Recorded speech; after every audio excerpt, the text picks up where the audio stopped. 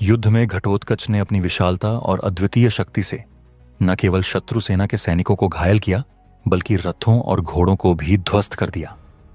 उसकी शक्ति ने युद्ध का समूचा पाठ बदल दिया था। दुर्योधन, जो कौरवों के राजा थे, ने देखा कि घटोत्कच की ताकत से उनकी सेना पूरी तरह से बिखर गई है। उन्होंने अपनी सेना को समेटने की पूरी कोशिश की, लेकिन घटोत्कच ने कौरवों की हर योजना को नाकाम कर दिया था।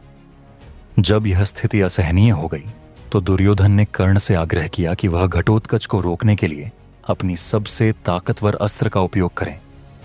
कर्ण ने तब अमोघ अस्त्र की शक्ति से घटोत्कच पर हमला किया और उसे वीरगति प्राप्त हुई।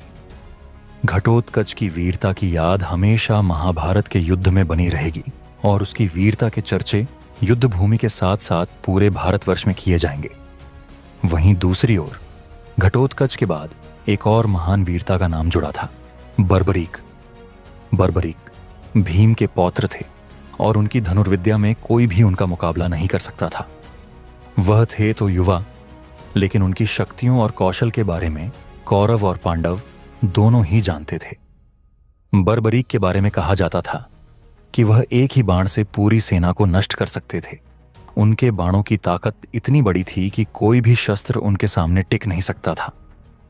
युद्ध के दिन बर्बरीक युद्ध भूमि पर खड़े हो गए और उन्होंने घोषणा की कि वह उस पक्ष के साथ लड़ेंगे जो युद्ध में हार रहा होगा। यह घोषणा सुनकर सभी लोग चौंक गए, क्योंकि यह स्पष्ट था कि वह किसी भी पक्ष के साथ नहीं, बल्कि न्याय के साथ खड़े रहेंगे।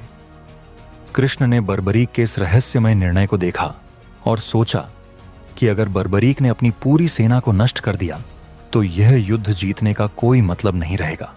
तभी भगवान श्री कृष्ण ने ब्राह्मण का रूप धारण किया और बर्बरीक के शिविर में पहुंच गए। कृष्ण ने बर्बरीक से कहा, बच्चे, तुम्हारे पास 3 ही बाण हैं, क्या तुम मुझे एक बाण दे सकते हो? बर्बरीक ने कहा, ब्राह्मण, तुम क्या मांगते हो, मांग लो।